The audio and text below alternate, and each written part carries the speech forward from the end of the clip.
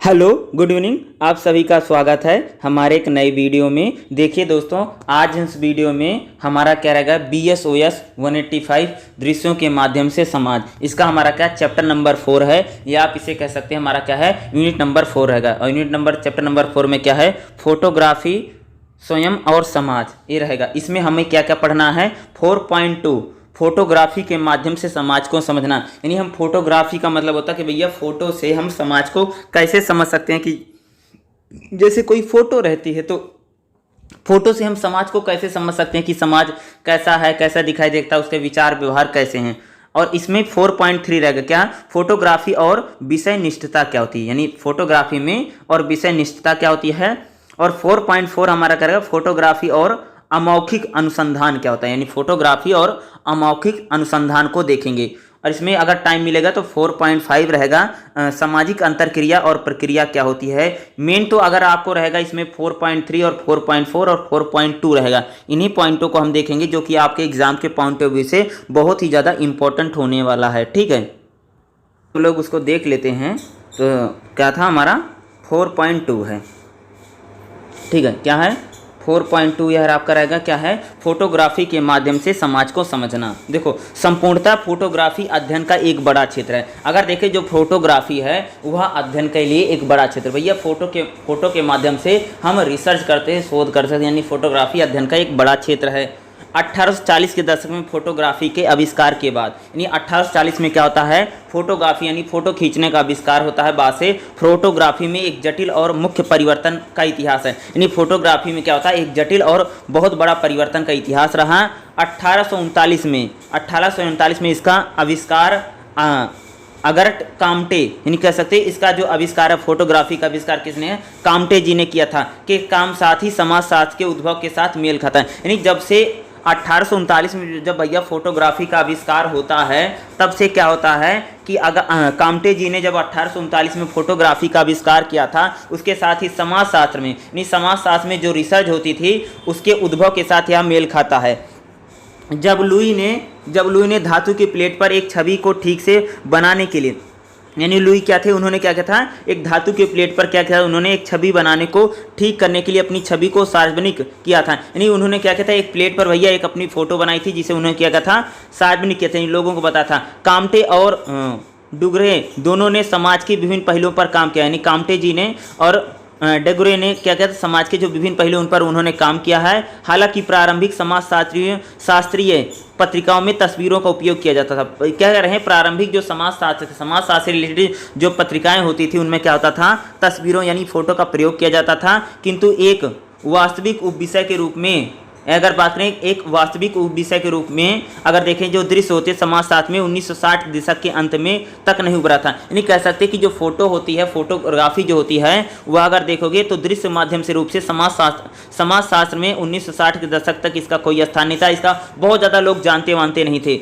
1900 में से आज तक समाजशास्त्र में अपेक्षाकृत मानव विज्ञान में बुनियादी दृष्टिकोण केंद्र में रहा। यानी जब कह सकते हैं 1900 में, ठीक है, 1900 में आज तक जो समाजशास्त्र की अपेक्षा में मानव विज्ञान में जो था, जो दृश्य होते थे, वह दृष्टिकोण केंद्र में रहा। 1920 के दशक में क्षेत्र में जाकर कार्य करने, यानी फील्ड वर्क करने की, यानी क्या था भैया 1920 में क्या होता है, 1920 में जो रिसर्च होती थी, यानी समाजशास्त्र में जो रिसर्च होती थी उसमें क्या, फील्ड में जाकर के, यानी जहाँ पर आपको शोध करना, जो रिसर्च करना है, वहाँ पर फील्ड में जाकर के काम करने का आरंभ हुआ। नृवंश विज्ञान में तस्वीरों का उदय हुआ। यानी नृवंश जो विज्ञान था उसमें क्या होता है, जो रिसर्च जो थी उसमें तस्वीरों का भी प्रयोग होने लगा। लेकिन ये केवल पाठ्य को सशक्त बनाने के लिए किए जाते थे। यानी शुरू में जो अगर रिसर्च होती, जो शोध होती, अगर उसमें तस्वीरों का प्रयोग किया जाता तो केवल पाठ्य को, यानी जैसे किताबें होती, किताबों में फोटो का प्रयोग किया जाता था ताकि चीज़ों को अच्छे से समझा जा सके, इसके लिए प्रयोग किया जाता था। समाजशास्त्रीय अध्ययनों में दृश्य यानी विजुअल यानी आंकड़े के रूप में फोटोग्राफी को समाजशास्त्र और नृवंश विज्ञान दोनों में शोध के एक सार्थक आधारित हिस्सा नहीं माना जाता। अगर बात करें पहले जो समाजशास्त्र होता था, जिसमें दृश्य होते हैं, जो विजुअल हैं, जो आंकड़े हैं, जो डाटा है, जो जो फोटोग्राफी है उसको समाजशास्त्र में अगर देखोगे जो नृवंश विज्ञान में शोध के लिए इसे एक सार्थक हिस्सा नहीं मान नहीं। पहले भैया अगर देखोगे जो नृवंश विज्ञान होता था उनमें जो फोटो होते थे, जो विजुअल होते थे, इनका प्रयोग कह सकते हो कि शोध और रिसर्च में हिस्सा नहीं माना जाता था। गंभीर अकादमी क्या है? गंभीर अकादमी नृवंश विज्ञान में ग्रंथों की तुलना में दृश्य, यानी गंभीर जो अकादमी थी यानी एकेडमी थी नृवंश विज्ञान में ग्रंथों की तुलना में दृश्य यानी विजुअल के आंकड़ों के निशान मानव शास्त्रियों की टिप्पणी के जरिए के अभिलेखों का एक भाग के रूप में अधिक देखने को मिलते हैं। यानी सबसे पहले जो गंभीर अकादमी थी उसने नृवंश विज्ञान की तुलना में अगर देखोगे तो विजुअल जो होते हैं यानी जो फोटो होती हैं उनको उन्होंने प्रयोग करना शुरू किया। पिछले कुछ दशकों में दृश्य अनुसंधान में, अगर पिछले कुछ दशकों की या कुछ सालों की बात की जाए, पिछले कुछ दशकों में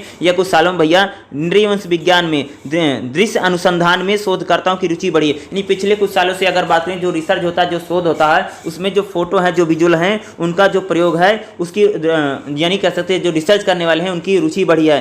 एक और महत्वपूर्ण प्रवृत्ति जो दृश्य समाजशास्त्रियों तथा मानव विज्ञानी दोनों के बीच उभरी है। एक बात करें एक महत्वपूर्ण प्रवृत्ति क्या है जो दृश्य विज्ञानी जो हैं और मानव शास्त्री दोनों के बीच में यह उभरी है कि वह बात को ध्यान में रखने की आवश्यकता रही है कि सामाजिक सांस्कृतिक जो विन्यास है यानी जो सेटिंग द्वारा छवियों को प्रासंगिक रूप से अनुकूल कैसे बनाया जा सकता है। यानी कह सकते हैं दृश्य मानव विज्ञानी या समाजशास्त्री कहे हैं कि अगर जो फोटो है यानी समाज में जो फोटो है, जो विजुअल हैं, हम उसे रिसर्च के लिए या शोध के लिए हम उनका कैसे प्रयोग कर सकते हैं या उसको हम अपने रिसर्च में कैसे यूज कर सकते हैं या रिसर्च में उनको कैसे प्रयोग किया जा सकता है। हार्वर्ड बेकर ने सामाजिक परिघटनाओं का अन्वेषण में फोटोग्राफी और अन्य दृश्य साधनों को वैधिक सहायक के रूप में स्वीकार किया। यानी भैया हार्वर्ड ब्रेकर जो थे उन्होंने सामाजिक जो घटनाएं होती थी, ये जो सामाजिक प्ररूप थे, जब रिसर्च करते थे, जब शोध करते थे, उन्होंने दृश्य साधनों को यानी जो दृश्य यानी फोटो जो विजुअल होते हैं उन्होंने वैध सहायक के रूप में कह सकते हो कि समाजशास्त्र में एक अनुसंधान के रूप में उन्होंने स्वीकार किया था करके दृश्य समाजशास्त्री के अनुसंधान में एक प्रतिमान को बताया था। दृश्य यानी जो विजुअल होते हैं अध्ययनों में भी प्रत्यक्षवादी यानी जो दृश्य होते हैं जो विजुअल होते हैं इसमें जो अध्ययन होते हैं अध्ययनों में भी प्रत्यक्षवादी से एक आत्मकेंद्रित दृष्टिकोण के सिद्धांत की ओर झुकाव को परिलक्षित करते हैं। आलोचनात्मक तथा व्याख्यात्मक यानी अगर किसी चीज़ की आलोचना की जाती है या किसी चीज़ की व्याख्या की जाती है तो दृश्य मानव विज्ञानी यानी जो दृश्य मानव विज्ञानी हैं तथा दृश्य नृवंश विज्ञानी और तथा दृश्य समाजशास्त्री उनके द्वारा अध्ययन किया जाने वाला लोगों के साथ स्पष्ट रूप से जुड़ने के लिए एक कदम उठाया जा सकता है। यानी कह सकते हो कि दृश्य मानव विज्ञानी, दृश्य नृवंश विज्ञानी और दृश्य समाजशास्त्री इनके बीच में कह सकते हैं जो फोटो है जो विजुअल है वह किसी भी रिसर्च करने के लिए किसी भी शोध करने के लिए क्या हो सकता है उसका प्रयोग किया जा सकता है, उसके लिए कदम उठाया जा सकता है या हम दृश्यों को कह सकते हो कि अपने रिसर्च में अपने शोध में इनका प्रयोग किया जा सकता है।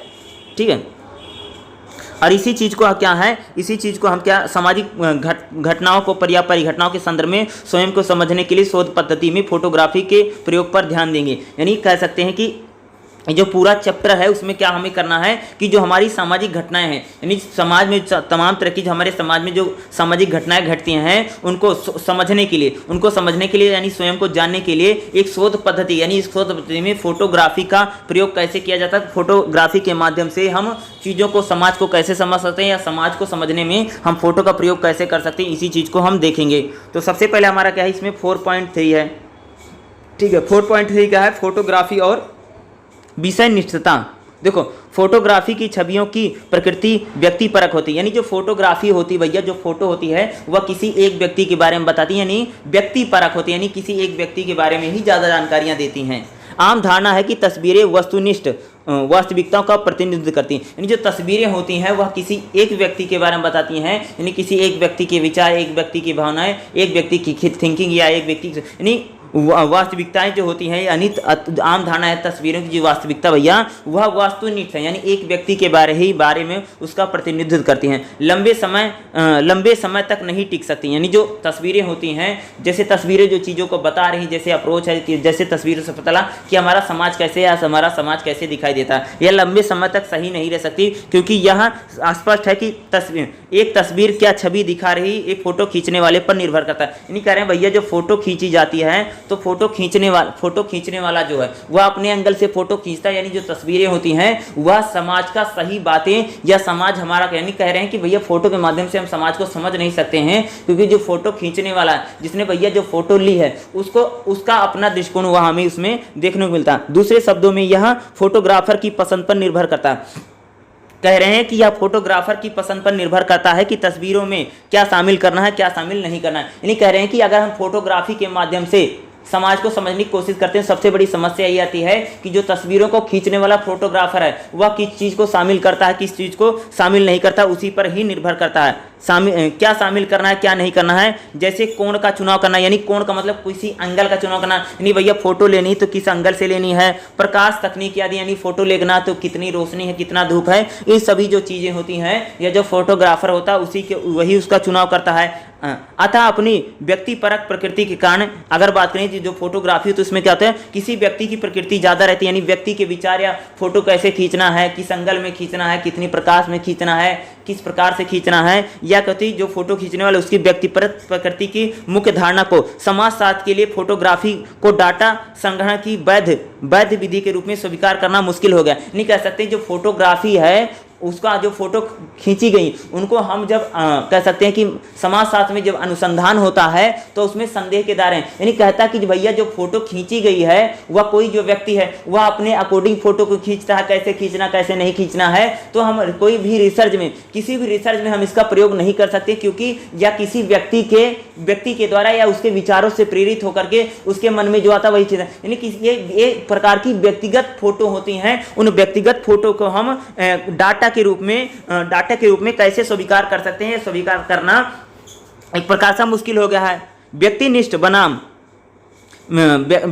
बनाम वस्तुनिष्ठ पूर्वग्रहों के बारे में इन बहसों ने अलग अलग दृष्टिकोणों को जन्म दिया। यानी कहते हैं कि जो फोटो है हम उनका प्रयोग कैसे कर सकते हैं, क्योंकि इसमें व्यक्तिनिष्ठता ज़्यादा हमें दिखाई देती है, वस्तुनिष्ठता नहीं। एक और ऐसे समाजशास्त्री हैं जो यह मानते हैं कि अनुसंधान और अन्वेक्षण की प्रकृति वैज्ञानिक है। यानी मानते हैं कि जो समाजशास्त्री मानते हैं जो अनुसंधान है, जो अन्वेक्षण यानी जो किया जा रहा है उसकी प्रकृति वैज्ञानिक है और अनुभवजन होनी चाहिए। उन्होंने फोटोग्राफी को एक विधि के रूप में निरर्थक माना, यानी फोटोग्राफी को क्या मानते भैया, निरर्थक या बहुत ज़्यादा उसका यूज नहीं करना चाहिए, निरर्थक माना गया है। दूसरी ओर ऐसे समाजशास्त्री थे जिनका विचार था कि फोटोग्राफी को एक शोध पद्धति के रूप में अपनाकर सामाजिक जीवन को बेहतर ढंग से समझा जा सकता है। यानी जो नृवंश विज्ञानी है, अगर फोटोग्राफी यानी कुछ जो थिंकर है या जो कह सकते जो वैज्ञानिक है, कुछ मानते कि भैया फोटोग्राफी का यूज करके हम समाज को समझ सकते हैं या सामाजिक परिस्थितियों को बेहतर रूप से अनुभवों को जाना जा सकता है। लेकिन कुछ समाजशास्त्री हैं जो इसे बेहतर ढंग से नहीं मानते हैं। उनके अनुसार फोटोग्राफी ने बहुआयामी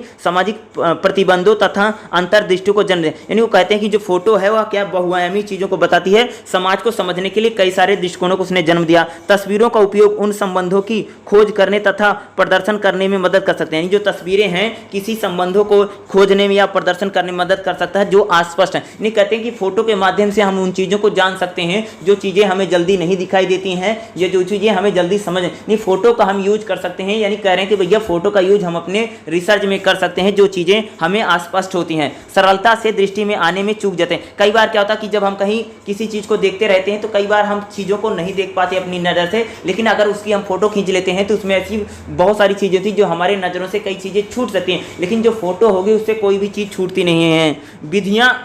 विधियों अंतक्रिया द्वारा उत्पन्न होने वाली भावनाओं की तस्वीरों के माध्यम से कुशलता से संप्रेषित किया जा सकता है। यानी फोटो के माध्यम से हम किसी भी तस्वीर के माध्यम से किसी भी चीज़ के क्या उसका विस्तार करें। यानी अगर देखोगे जो नृवंश विज्ञानी है, कुछ नृवंश विज्ञानी कहते हैं कि भैया जो फोटो खींची जाती है वह किसी व्यक्ति की व्यक्तिगत फोटो है, वही डिसाइड करता फोटो कब खींचनी है, कैसे खींचनी है, कौन से एंगल से खींचनी है, कितनी रोशनी में खींचनी है, कितने प्रकाश में खींचनी है। जब सारे निर्णय वह व्यक्तिगत रूप से लेता है तो हम इन फोटो का जो प्रयोग है वह हम किसी कह सकते हैं कि अनुसंधान में इसका प्रयोग हम कैसे कर सकते हैं। अनुसंधान में तो इसका प्रयोग हो ही नहीं सकता है, क्योंकि किसी की व्यक्तिनिष्ठता वस्तुनिष्ठता इसमें समाहित हो जाती है, क्योंकि उसके अपने विचार है, अपना एंगल है, कहाँ पर खींचना कहाँ पर नहीं खींचना उसके आधार पर है। यानी हम इसका प्रयोग कैसे करते हैं। लेकिन और भी बहुत सारे विचारक या कैसे बहुत सारे वैज्ञानिक को कहते हैं कि हम फोटो का प्रयोग कर सकते हैं, क्योंकि फोटो के माध्यम से समाज को समझना बहुत ज़्यादा आसानी रहेगा। कई सारी ऐसी चीज़ें होती जो हमसे बच जाती हैं, जिन्हें हम देख नहीं पाते हैं, लेकिन जो फोटो होती है उससे कोई भी चीज़ बचती नहीं। यानी फोटो के जरिए हम अनुसंधान कर सकते हैं, रिसर्च करते हैं, शोध कर सकते हैं। तो इसको लेकर के जो अगर बात करें कि जो वैज्ञानिक हैं, जो अनुसंधान करते हैं, जो रिसर्चर हैं, समाजशास्त्री जो रिसर्चर हैं, उनके बीच में क्या है, एक विवाद का विषय बना हुआ है। अगला हम बात करते हैं स्वयं यानी सेल्फी को समझना। स्वयं यानी सेल्फ को समझना, यानी स्वयं को हम कैसे समझ सकते हैं, यानी सेल्फ को कैसे, खुद को कैसे समझा जा सकता है। देखो, फोटोग्राफी स्वयं और समाज के व्यक्तिपरक प्रकृति के बीच में संबंधों की गहराई जानने से पहले, यानी हम फोटोग्राफी स्वयं और समाज में जो व्यक्तिपरक की प्रकृति है उसको गहराई से जानने से पहले आइए हम एक समाजशास्त्री भाषा की दृष्टि से स्वयं के विचार को संक्षिप्त में चर्चा करें। स्वयं को समझने का समाजशास्त्री दृष्टिकोण यानी उपागम सदैव समाज से जुड़ता है, यानी स्वयं को अगर हम समझते हैं तो समाजशास्त्री दृष्टिकोण ये बताता है कि हम सदैव समाज से कैसे जुड़ा होता है, अर्थात स्वयं व्यक्तियों के कार्यों के माध्यम से समाज प्रभावित होता है। यानी कहते हैं कि जो समाज है भैया, क्योंकि इसमें व्यक्ति होते हैं, जैसे हम होंगे वैसा हमारा समाज होगा, यानी व्यक्तियों के कार्यों से जो हमारा समाज होता है वो प्रभावित होता है। इसी प्रकार समूह, गठबंधन, नेटवर्क तथा संस्थान का गठन होता है, यानी व्यक्ति जैसा होगा उसके कार्य कैसे होंगे वैसे उसी प्रकार का हमारा समाज प्रभावित करता है। अगर समाज में जो समूह है, जो संगठन है, जो नेटवर्क है, जो संस्थान है, उनका गठन भी उसी प्रकार से होता है। साथ ही समाज अपनी साझी भाषा तथा अर्थों के माध्यम से स्वयं पर प्रकाश डालता है। इस समाज की जो साझी भाषा होती है, जो अर्थ होते हैं, वह व्यक्ति पर भी बहुत ज़्यादा प्रभाव डालता है। यह एक व्यक्ति को दूसरे व्यक्ति की निभाने, यह एक व्यक्ति जो होता है दूसरे की भूमिका निभाने में तथा सामाजिक जो अंतरक्रिया होती है, सामाजिक जो अंतरक्रिया यानी किस प्रकार से सामाजिक कार्य होते हैं उनको संलग्न में होते हैं, स्वयं को एक वस्तु के रूप में प्रतिबंधित करने का सक्षम बनाता है। यानी कहते हैं कि जो व्यक्ति है व्यक्तियों से भैया समाज बना है। क्या कहते हैं कि जो व्यक्ति है व्यक्तियों से समाज बना है, और व्यक्ति आगे चल करके समाज का निर्माण करता है, और जैसे व्यक्तियों की सोच होती है वैसे समाज की सोच बनी चाहिए। यानी कह रहे हैं कि एक व्यक्ति की जो सोच है, जो अप्रोच है, वह दूसरे से काफी प्रभावित है। यानी कह रहे हैं कि कोई भी जो यहाँ पर सेल्फ है, अगर हम खुद को समझ लेते हैं तो हम समाज को बेहतर तरीके से समझ सकते हैं, क्योंकि जो हम लोग हैं, हम ही लोग तो समाज का हिस्सा है। अगर हम लोग अपने आप को समझ लेंगे, स्वयं को समझ लेंगे, तो हमें समाज को समझना बहुत आसान होगा। अगर कोई व्यक्ति खुद को ही समझ ले, अच्छी तरीके से समझ ले, वो उसके विचार कैसे, उसके व्यवहार कैसे हैं, तो समाज को समझने में बहुत ज्यादा आसानी, क्योंकि हमारे जैसे विचार हैं, हम भी समाज का ही पार्ट होते हैं। हम लोग भी क्या भैया, समाज का ही पार्ट होते हैं। तो इससे भी हमें क्या अनुसंधान में, रिसर्च में बहुत ज्यादा आसानी रही, क्योंकि हम तो स्वयं भी समाज के एक पार्ट हैं, एक अंग हैं। तो हम समाज के स्वयं अंग हैं। अगर हम समाज को समझ रहे हैं, तो अगर हम सेल्फ यानी स्वयं को समझ लेते हैं, तब भी इससे क्या होगा, हमें समाज को समझने में बहुत ज्यादा आसानी होगी। आप स्वयं विचार कर सकते हैं, कह रहे हैं कि आप स्वयं विचार कर सकते हैं, और आपकी स्वयं की धारणा के बारे में यह धारणा है कि आपको दूसरों से मिलने वाली तारीफों से भी परिलक्षित हो सकते हैं। कई बार जब हमारे दूसरे लोग तारीफ करते हैं तो हम बड़े खुश हो जाते हैं, परिलक्षित हो जाते हैं। अतः अंतरक्रियात्मक क्रिया में स्वयं की इस स्थिति में प्रतीकात्मक अंतरक्रियावादी समाजशास्त्री विचारधारा सिम्बायोटिक स्कूल ऑफ सोशोलॉजी द्वारा भली भांति दिखाया गया है। चोल स्कूल वास्तव में कूलिंग क्लास थ्योरी नामक स्वयं के सिद्धांत के बारे में, यानी क्या करें, कौन सा सिद्धांत की बात कर रहे हैं, कूलिंग ग्लास थ्योरी के नाम से स्वयं को सिद्धांत को जाने जाते हैं। दूसरे शब्दों में कहें तो आप क्या कर रहे हैं, दूसरे शब्दों में कहें तो आप अपने आप को ऐसे देखते हैं जैसे कोई आपको देख रहा हो। यानी कह रहे हैं कि भैया हमें आप खुद को ऐसे देखना पड़ेगा जैसे कोई आपको देख रहा है। तो एक तरह से आपको स्वयं के बारे में विचार आप दूसरे पर नजर का प्रतिबंध बना सकते हैं। हमारे आसपास के लोगों के साथ हमारी सामाजिक अंतरक्रिया की हमारे स्वयं के आकलन में बड़ी भूमिका हो सकती है। यानी कह सकते हैं कि जैसे हम हैं वैसे हमारा समाज दिखाई देता है। अगर हम स्वयं को समझ लेते हैं, क्योंकि हम जैसे हैं वैसे हमारा समाज बना है, जैसे हमारे व्यवहार आचरण वैसे हमारे समाज के हैं। अगर हम स्वयं को दूसरों की नज़र से देखते हैं जैसे हमें दिखाई देते हैं, स्वयं कह रहे हैं कि हम जैसे दूसरों को देखते हैं, अगर स्वयं हम दूसरों की नज़र से खुद को देखने का प्रयास करेंगे तो हम खुद को ज़्यादा समझ सकते हैं। जब व्यक्ति स्वयं को जब स्वयं पर नज़र डालेगा और स्वयं को अगर कोई व्यक्ति समझेगा तो उसके लिए भैया समाज को समझना क्या होगा, बहुत आसान हो जाएगा। यानी हम स्वयं को समझ करके समाज को समझ सकते हैं, क्योंकि हम लोग भी क्या होते हैं, समाज का हिस्सा होते हैं, समाज का पार्ट होते हैं, इसलिए उसमें भी ये क्या है, बहुत ही ज़्यादा महत्वपूर्ण हो सकता है। ठीक है, बता रहे हैं। देखो क्या कर रहे हैं, यहाँ पर हमारी धारणा से आता है कि बल्कि हमारे परिवार और दोस्तों तथा अन्य करीबी लोगों के साथ हमारी अंतरक्रिया से भी बन, यानी जो लोग हैं, जो दोस्त हैं, जो यार हैं, उनसे भी हमारी जो खूबियाँ मिलती रहती हैं, हम उनको देखते भी रहते हैं। यानी वो लोग जैसे होते हैं हम लोग भी वैसे होते हैं, यानी हमारे साथ जो अंतरक्रिया भी बनता है, बल्कि उन लोगों से भी आता है। और बहुत से हमारे करीबी, यानी बहुत से लोग हमारे करीबी होते हैं, बहुत सारे हमारे करीबी नहीं होते हैं, उनका प्रभाव हम पर पड़ता है, हमारा प्रभाव उन पर पड़ता है। तो अगर हम स्वयं के समझ लेंगे तो समाज को समझना आसानी हो सकता है, बल्कि उन लोगों से आता है जो हमारे करीबी नहीं होते थे। कूली के अनुसार हमारा स्वयं के लिए विचार हमारे उस दृष्टिकोण से बनता है जो दूसरे के बारे में सोचते हैं। यानी कह रहे हैं कि जो व्यक्ति जैसे स्वयं के बारे में सोचता है वैसा ही दृष्टिकोण उसका दूसरे के बारे में रहेगा। कह रहे हैं, क्या कह रहे हैं? कह रहे हैं कि हमारे विचार उस दृष्टिकोण से बनते हैं जो हम दूसरे के बारे में सोचते हैं। जो व्यक्ति किसी भी व्यक्ति का दृष्टिकोण वैसी प्रकार का होगा जैसे वह दूसरे के बारे में सोचता है। इन्होंने स्वयं को इस भावना के लिए 3 चरणों की रूपरेखा तैयार की है जो व्यक्ति को विकसित करते हैं। पहले हम कल्पना करते हैं, क्या होता है, पहले हम किसी चीज़ की भैया कल्पना करते हैं, सोचते हैं कि किस प्रकार है, किस प्रकार नहीं है, और हम दूसरों को कैसे दिखाई देते हैं। यानी पहले हम लोग कल्पना करेंगे कि हम दूसरों को कैसे दिखाई देते हैं। दूसरे, हम कल्पना करते हैं कि हमारे स्वयं के विषय में अपने अवलोकन के आधार पर अन्य लोग हमारा मूल्यांकन कैसे करते हैं। अभी हम देखते हैं कि हम दूसरों को कैसे दिखाई देते हैं, दूसरे लोग हमें किस प्रकार से देखते हैं, यह हमारा मूल्यांकन कैसे करते हैं। हम उनके स्वयं के मूल्यांकन के आधार पर स्वयं को संशोधित करते हैं। नहीं, कई बार जैसे आपको किसी ने देखा तो बोला भैया कि आपका ये नहीं सही, ये नहीं है, हम बदल भी लेते हैं। यानी दूसरे लोग हमें कैसे देखते हैं ये हम पर बहुत ज़्यादा प्रभाव पड़ता है। अगर आप कोई कपड़ा पहने हैं, अगर कोई व्यक्ति बोल देगा भैया ये आप पर अच्छा नहीं लगता, तो हम लोग क्या होंगे, दूसरों के कहने पर क्या होता, स्वयं को बदलते हैं या स्वयं को संशोधित करते हैं। उदाहरण के लिए आप सोचते हैं कि आप बुद्धिमान हैं, क्या उदाहरण के लिए कह सकते हैं, अगर आप सोचते हैं कि आप बुद्धिमान हैं, लेकिन यदि लोगों का मूल्यांकन यह है कि आप बुद्धिमान नहीं हैं, तो आप एक बुद्धिमान व्यक्ति के रूप में अपनी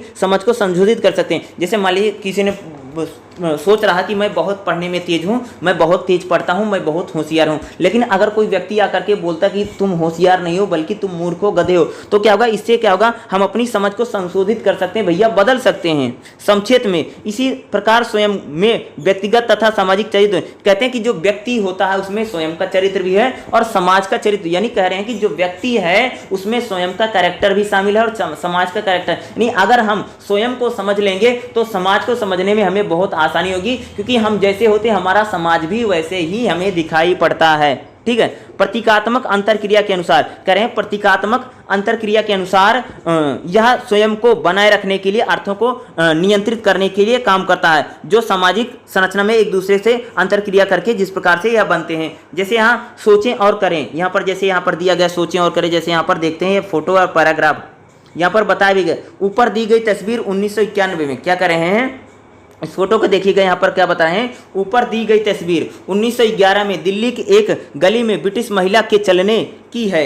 इतिहास के उस दौर में आप दिल्ली के समाज के बारे में क्या देखते हैं, अपने अवलोकन तथा अन्य परीक्षार्थियों के साथ साझा करें। यहाँ पर दिल्ली में जो एक महिला है, ब्रिटिश महिला है, वह किस प्रकार से चल रही है, तो आप उस समय के दिल्ली के समाज के बारे में क्या सोचते हैं, क्या नहीं सोचते। यानी फोटो के माध्यम से हम समाज का आकलन कैसे कर सकते हैं या कोई सामाजिक परिस्थिति कैसे रहेगी, यही इसी बुक में हमें समझना है, वही चीज़ों को हमें यहाँ पर देखना है।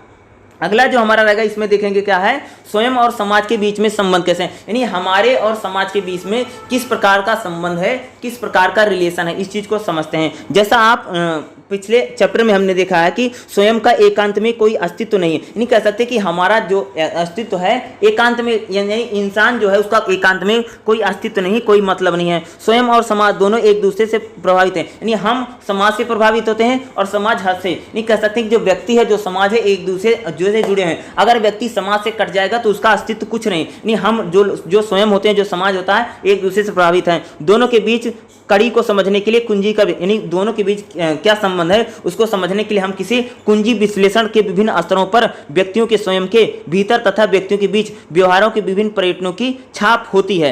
एक स्तर पर हम समय के एक ऐसे व्यक्ति के व्यवहार के विभिन्न पैटर्न को देखते हैं और उस व्यक्ति को जान सकते हैं। एक समान व्यक्तियों के बीच में ऐसे अनेक प्रारूपों को एकत्रित करके हम एक निश्चित प्रकार के व्यक्तियों को जान सकते हैं। इसी प्रकार के बाद भी हम एक स्तरों पर एक समान व्यक्तियों के व्यवहारों का आकलन कर सकते हैं। यानी कह रहे हैं कि अगर हम एक व्यक्ति को समझ सकते हैं तो उसके आधार पर हम दूसरे व्यक्ति का, तीसरे व्यक्ति का, यानी समाज को भी समझ सकते हैं। यानी जैसे हम होते हैं वैसा हमारा समाज दिखाई देता है। अगर हम स्वयं को समझते हैं तो समाज को भी समझ सकते हैं। यानी स्वयं में और समाज में क्या है, एक बहुत बड़ा रिलेशन होता है। क्या भैया, रिलेशन हो सकता है। अगर हम स्वयं को जान लेंगे, समान व्यक्तियों को जान लेते हैं तो समाज को जान सकते हैं। इसके बाद भी एक और स्तर है, एक समान व्यक्ति के व्यवहारों का, एक समान यानी एक समान जो व्यक्ति है उसका जो व्यवहार है उसका अवलोकन करके हम पता लगा सकते हैं। यानी एक समान व्यक्ति के व्यवहारों का अवलोकन करके हम पता लगा सकते हैं कि व्यवहारों के बेहद प्रतिमान की रचना, यानी व्यवहार का जो बेहद प्रतिमान है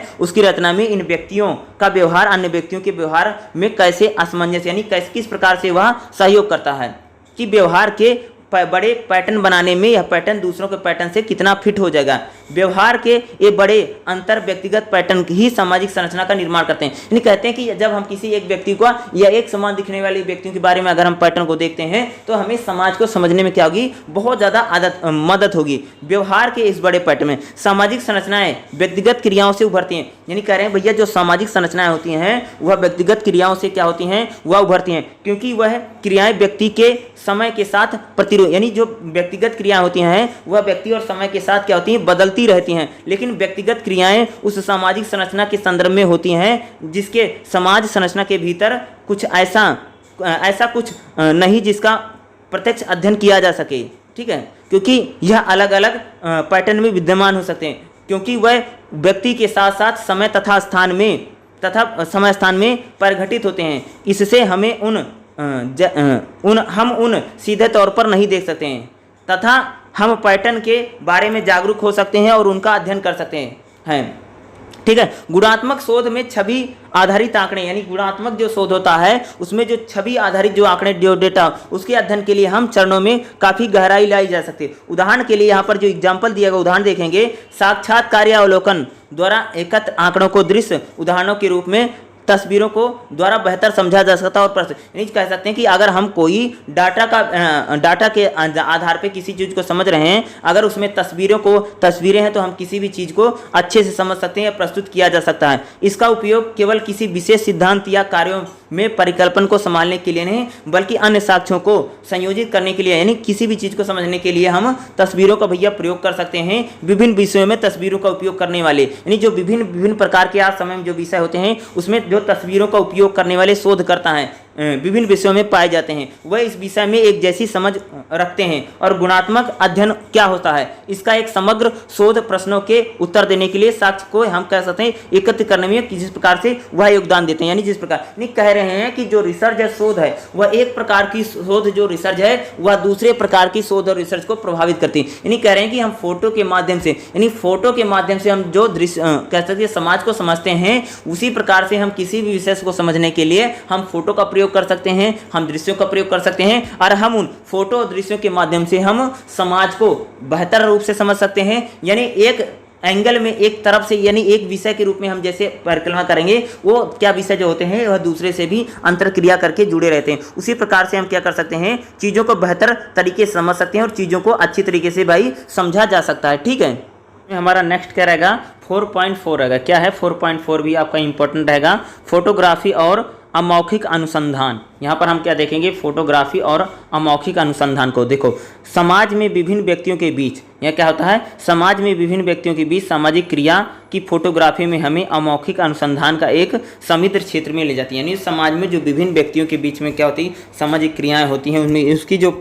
फोटोग्राफी होती है, यानी हम अमौखिक चीज़ों को भी हम समझ सकते हैं या जान सकते हैं। यानी फोटोग्राफी के जरिए हम जो चीज़ें बोली नहीं जाती हैं, जो चीज़ें कही नहीं जाती हैं, उन चीज़ों को भी हम समझ सकते हैं भाई फोटोग्राफी के जरिए। जैसा कि पिछले चैप्टर में हमने देखा है कि क्षेत्र में ली गई तस्वीरें किसी भी सामाजिक परिघटना के बारे में विस्तृत जानकारियाँ साक्ष्यों को विषय ये कहते हैं कि जो तस्वीरें किसी क्षेत्र में ली गई तस्वीरें, यानी कहीं पर अगर कोई भैया फोटो खींची जाती है, कोई फोटो ली जाती है, तो किसी भी सामाजिक परिघटना के बारे में क्या फोटो होती है, वह ज़्यादा से ज़्यादा जानकारियाँ हमें या विश्लेषण कर सकते हैं। यानी कह सकते हैं कि जो समाज के लोग बोलते नहीं हैं, जो व्यक्ति कहता नहीं है, जो समाज बोलता नहीं, यानी समाज जिन चीज़ों को व्यक्त नहीं करता, अपने मुंह से बोलता नहीं या बताता नहीं है, लेकिन फोटो के जरिए हम उन चीज़ों को समझ सकते हैं। यानी फोटोएं बोलती हैं, यानी दृश्यों के माध्यम से जो जब हम कहीं पर रिसर्च कर रहे हैं भैया, कहीं पर हम शोध कर रहे हैं, वहाँ पर अगर हम लोगों से कोई सच्चाई जानना चाहें तो कई बार लोग नहीं बोलते हैं, कई बार नहीं बताते हैं, क्या सता कोई बात हो डरते हैं।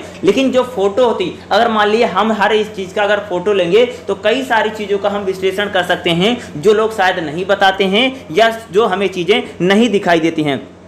सामाजिक संरचना, सांस्कृतिक पहचान, पारस्परिक संबंधों, कई प्रकार के अंतर्दृष्टियों की जटिल अंतर्क्रियाओं को कैमरे में प्रभावी ढंग से तस्वीरों में कैप्चर किया जा सकता है। यानी कोई भी सामाजिक संरचना है, सांस्कृतिक पहचान है, परस्पर जो संबंध है या कोई भी जटिल से जटिल जो प्रक्रिया होती है, उनको हम तस्वीरों को क्या कर सकते हैं, अपने कैमरे में कैप्चर कर सकते हैं या कैमरे में कैद किया जा सकता है, जिन पर आम लोगों के फीडबैक के दौरान ध्यान नहीं दिया जाता। कई सारी ऐसी चीज़ होती हैं जब लोगों से फीडबैक लिया जाता है, लोगों से पूछा जाता है या लोगों से जाना जाता है। जैसे कोई रिसर्च कर रहा है भैया, कोई शोध कर रहा है, तो कई बार क्या होता है कि लोगों से बहुत सारी बातों को पूछता है, लेकिन कुछ ऐसी बातें होती हैं जिससे वह पूछता नहीं या भूल जाता है या लोग उस पर बोलते नहीं हैं। ऐसी चीज़ों को जानने के लिए हम तस्वीरों का प्रयोग कर सकते हैं, क्योंकि जैसे कोई भी विश्वास है, सामाजिक संरचना है, पहचान है, परस्पर संबंध है, या जो समाज में कोई भी जटिल चीज़ है उसको समझने के लिए क्या होती है, जो फोटो होती है उनको हम कैप्चर कर सकते हैं। आपस में मिलजुल रहे लोगों की तस्वीरें एक संशोधन के मापने, यानी जो आपस में लोग मिलते जुलते हैं, कैसे मिलते जुलते हैं, इसकी जो तस्वीरें होती हैं शोधकर्ताओं की किसी चीज़ को मापने के लिए,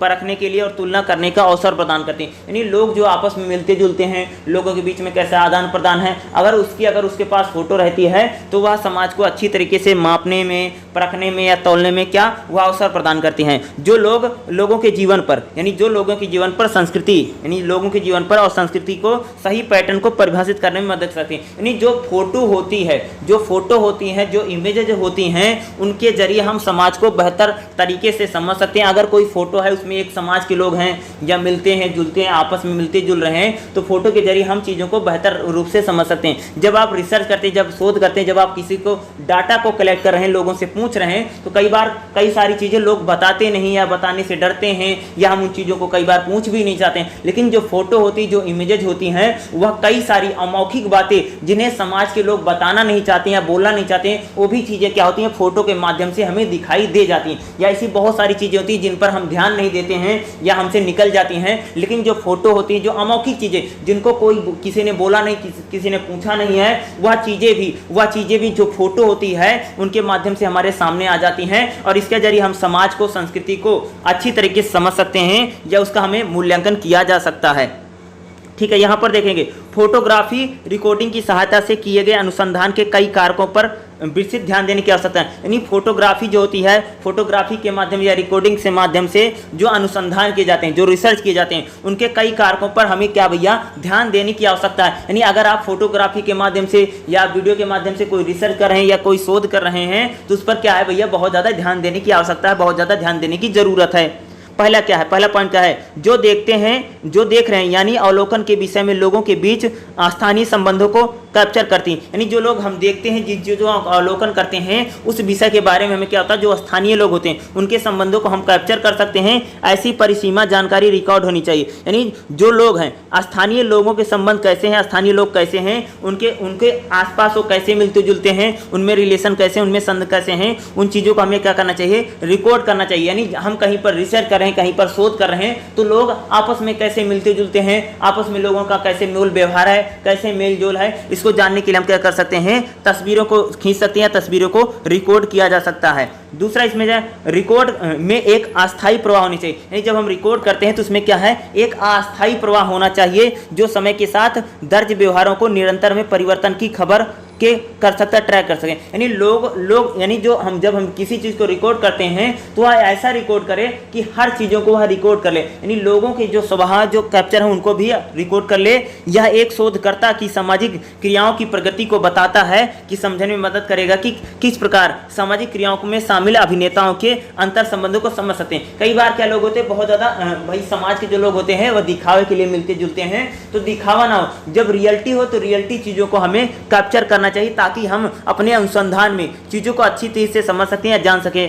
नेक्स्ट हम देखेंगे शोधकर्ता को व्यक्तियों तथा समूहों के अंग विश्लेषण यानी मुद्राओं, हाव भाव तथा अन्य अमौखिक चित्रों पर भी ध्यान। जब शोध करता है, जो कोई व्यक्ति रिसर्च कर रहा है या कोई व्यक्ति शोध कर रहा है, तो जो व्यक्ति हैं उनके समूहों में कैसे आना जाना है, कैसे बातचीत करते हैं, या लोगों के हाव भाव कैसे हैं, या अमौखिक यानी जो उनके चरित्र हैं, यानी जो उनके मुख पर हमें दिखाई नहीं देते, यानी वो कैसे बोलते हैं, कैसे चलते हैं, या उनके कैसे बात करने का ढंग है, कैसे बोलने का ढंग है, इन सभी चीज़ों को हमें क्या करना चाहिए, अपने फोटो में, इमेज में कैप्चर करना चाहिए। इससे क्या होगा, हमें जो अनुसंधान कर रहे हैं, जो रिसर्च कर रहे हैं, वह हमें रिसर्च और अनुसंधान करने में क्या होगा, बहुत ज़्यादा मदद मिलेगी और हम किसी भी चीज़ को क्या होगा भैया, बेहतर ढंग से समझ पाएंगे या बेहतर ढंग से हमें जान पाएंगे। नेक्स्ट रहेगा हमारा, देखोगे अंत में किसी भी स्थिति में शोधकर्ता को उन जटिल विवरणों पर भी नजर, यानी अंत में क्या है, जो शोध करता है उन जटिल विवरणों पर भी नजर डालनी चाहिए जो संस्कृति को प्रभावित करते हैं। यानी कौन कौन, जैसे पोशाक है, कपड़ा होता है,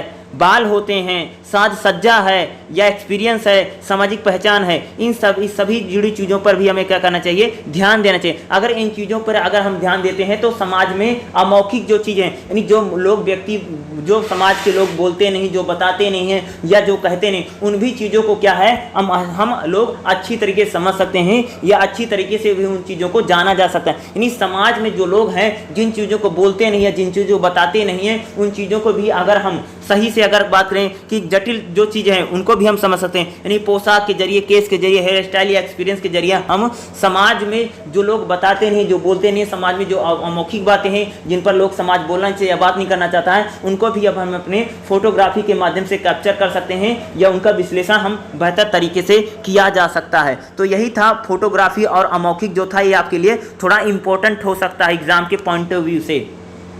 अगला इसी में एक पॉइंट रहेगा, फोटोग्राफी और संकेत क्या होते हैं। फोटोग्राफी में संकेत और चिन्ह कैसे काम करते हैं। ठीक है, देखो किसी भी सामाजिक घटना हो या समाज में कोई भी घटना होती है या किसी विशेष संस्कृति होती है, तो उसको समझने के लिए क्या होता है, समझ के बारे में क्या होता है, कुछ संकेत होते हैं। संकेतों की अवधारणा को भी ध्यान देना चाहिए। यानी कोई भी समाज हो, उसमें क्या होता है, बहुत सारे संकेत होते हैं या चिन्ह होते हैं। उन संकेतों को या चिन्हों को भी हमें ध्यान रखना चाहिए। संकेतों को स्वाभाविक रूप से नहीं समझा जा सकता है, यानी जो संकेत होते हैं, जो चिन्ह होते हैं किसी भी समाज में, उनको हम स्वाभाविक रूप से समझ नहीं सकते। लेकिन एक विशेष संस्कृति में रह करके, यानी जब हम किसी एक विशेष संस्कृति या विशेष समाज में रहते हैं तो रह करके सीख सकते हैं। तस्वीरों की प्रतीकात्मक संकेत को कहा जा सकता है, यानी तस्वीरों को जो प्रतीकात्मक जो संकेत होते हैं उन्हें चिन्ह कहा जा सकता है। वह संकेत जो उन चीज़ों को प्रतीक होते हैं जिनका वह प्रतिनिधित्व करते हैं।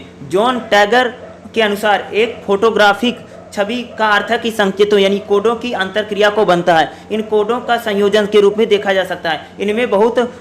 इनमें बहुल ठोस तथा महत्वपूर्ण रूपों से निर्मित होते हैं। इसके अलावा यह भी कहा जा सकता है कि तस्वीरें अपने आप में एक वस्तु यानी सांस्कृतिक संकेत, नहीं कहते हैं कि जब आप फोटोग्राफी करें, जब आप फोटो ले रहे हैं, तो समाज में ऐसे बहुत सारे संकेत होते हैं, बहुत सारे ऐसे चिन्ह होते हैं। उन संकेतों और चिन्हों को भी हमारे लिए समझना बहुत बेहतर है। अगर हम फोटोग्राफी करते समय संकेतों का, चिन्हों का, अगर इन चीज़ों को समझ लेते हैं तो हम अपने जब भैया रिसर्च कर रहे हैं, जब हम शोध कर रहे हैं, तो हमें रिसर्च और शोध करने में क्या होगी, बहुत ज़्यादा मदद हो सकती है। या बहुत ज़्यादा हर समाज में कोई न कोई चिन्ह होता है, जैसे धार्मिक चिन्ह है या कह सकते हैं सामाजिक चिन्ह है, या शादी विवाह में जो परंपरा है तो उसमें बहुत सारे चिन्ह होते हैं या संकेत होते हैं। इन सभी संकेतों को अगर देखो, ये जो संकेत होते हैं, इन संकेतों को जानने के लिए क्या करना पड़ेगा, हमें उस समुदाय में रहना, क्योंकि हर समुदाय के अलग अलग चिन्ह होते हैं या अलग अलग संकेत होते हैं। तो हमें समुदाय में रह करके हम समझ सकते हैं। अगर हम किसी भी समुदाय के चिन्हों के बारे में या संकेतों के बारे में समझ सकते हैं, जब हम फोटोग्राफी करेंगे, अगर उसमें कोई संकेत आता है,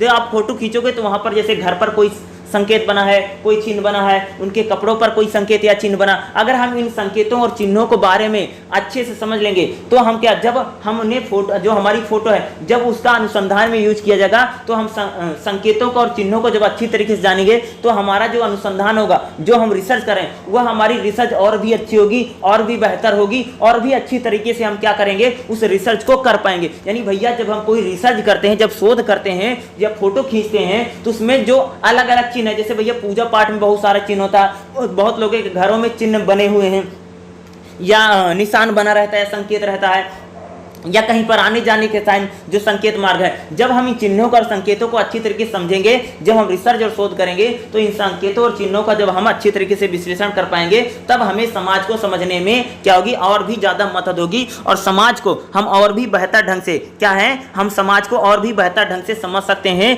या समाज को भी और भी बेहतर ढंग से जाना जा सकता है। क्या होता है, और भी समाज को बेहतर ढंग से जाना सकता है, उसको हम जान सकते हैं। यही सारा था, यानी फोटोग्राफी करते समय यानी इमेज या जो संकेत कोड है, उन इमेजों को यानी जो संकेत है या जो कोड है, उन कोडों को भी समझना बहुत ज़्यादा जरूरी है और बहुत ही ज़्यादा क्या होगा, आपके लिए महत्वपूर्ण हो सकता है।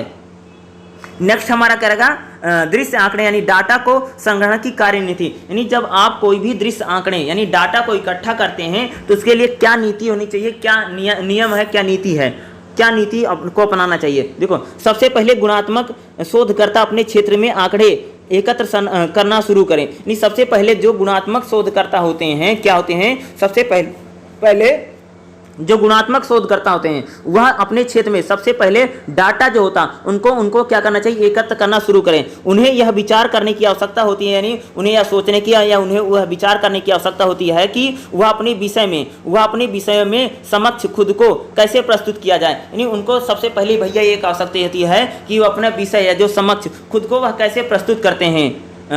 बेकडॉन और टेलर के अनुसार लिंकन और गुब कोई भी गुणात्मक विधि का पाठ्य ग्रंथ केवल प्रतिभागी की अवलोकन की एक स्पष्ट तथा गुप्त भूमिका के मानने में समक्ष फायदे या नुकसान की जांच करते हैं। यानी कोई भी जो प्रतिभागी है, कोई भी डाटा हमने कलेक्ट किया है वह कितना फायदेमंद है, कितना उसकी जांच करना सबसे ज़्यादा भैया जरूरी है। अन्य शोधकर्ता यानी जो फील्ड वर्कर होते हैं की तुलना में हाथ से कैमरे के साथ जो दृश्य होते हैं, जो शोधकर्ता होते हैं, उनकी विधियों को नियोजित करने की आवश्यकता पड़ती है। यानी कह सकते हैं कि अगर आप फील्ड में आप डाटा कलेक्ट कर रहे हैं, अगर आप फोटो में डाटा कलेक्ट कर रहे हैं, आप विजुअल्स में डाटा कलेक्ट कर रहे हैं, तो दोनों में क्या होती है, दोनों में भैया कुछ विधियों को नियोजित करने की आवश्यकता होती है जो उन्हीं उपयोगी आंकड़ों से उत्पन्न करने में सक्षम छवियों को प्राप्त करने में योग्य बनाती हैं।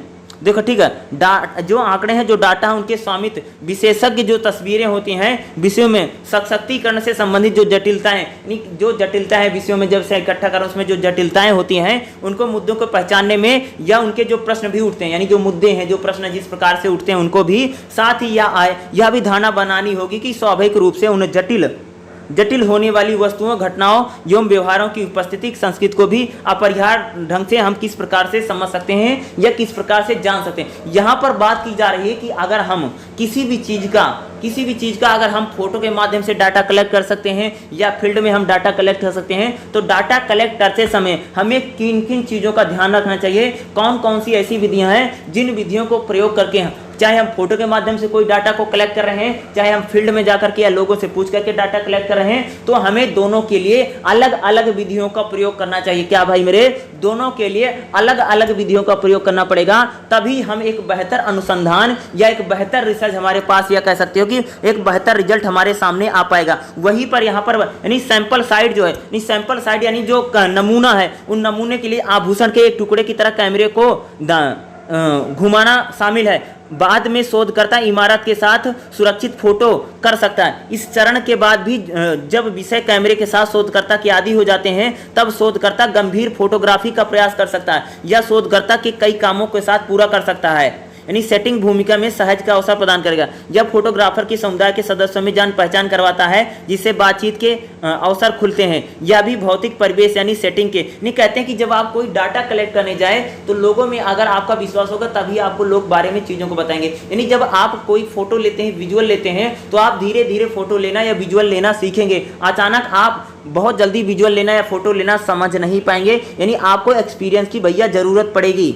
क्या है, अगर आप फोटो के माध्यम से रिसर्च कर रहे हैं तो आपको फोटो कैसे लेनी है, किस एंगल से लेनी है, कहां से लेनी है, किस प्रकार से फोटो लेनी है, कितना धूप है, कितना छांव, इन सारी बातों को आपको सीखना पड़ेगा। अगर आप डाटा फील्ड में जाकर के यानी आप क्षेत्र में जाकर के अगर आप डाटा कलेक्ट करना चाहते हैं तो उसके लिए क्या करना, लोगों में आपके प्रति विश्वास जगे, यानी लोग आप पर विश्वास करें कि तभी तो आपको जानकारियां एकत्र करवाएंगे। जब आप पर लोग विश्वास करेंगे तभी तो आपको वह चीजें बताएंगे, तभी तो आपके सामने एक अच्छा और बेहतर डाटा कलेक्ट होगा। यानी लोगों में विश्वास जगाना चाहिए। तथा अगर हम विजुअल फोटोग्राफी यानी चलचित्रों के माध्यम से या छवियों के माध्यम से अगर हम कलेक्ट करते हैं या गुणात्मक विधि को अपनाते हैं तो हमें जो विधियां हैं, जो तकनीकें हैं, फोटो को कैसे लेना है या किसी चीज़ को कैसे कैप्चर करना, इन सभी चीज़ों पर क्या करना चाहिए, हमें ध्यान रखने की बहुत ज़्यादा ज़रूरत है। तो ये चैप्टर नंबर आपका 4 था, जो कि जितना भी इसमें इंपॉर्टेंट था मैंने आपको सारा बता दिया है। ये वीडियो आपको कैसे लगा मुझे ज़रूर बताइएगा, और वीडियो को देखने के लिए आप सभी का बहुत बहुत धन्यवाद।